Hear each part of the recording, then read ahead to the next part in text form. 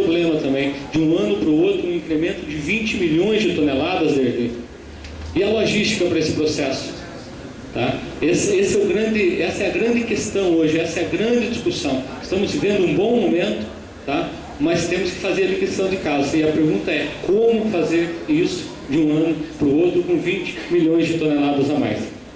Para encerrar, eu quero dar uma informação bem rápida. Nos 7 anos, eu falei rapidamente em sustentabilidade, desenvolvimento sustentável da agricultura, que é um dos nossos objetivos aí nessa aliança estratégica com o Rally Seagro.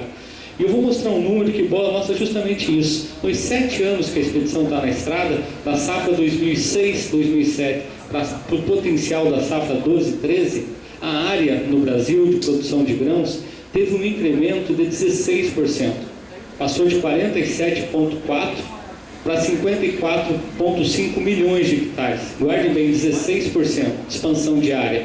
Não necessariamente abertura de novas áreas, mas recuperação de áreas degradadas, como por exemplo nessa relação de integração lavoura-pecuária, recuperação de passagens degradadas. Então há um incremento de produtividade muito grande. Mas enfim, cresceu 16% a área em 7 safras, em 7 anos. A produção, senhores, cresceu mais de 40%. Nós estamos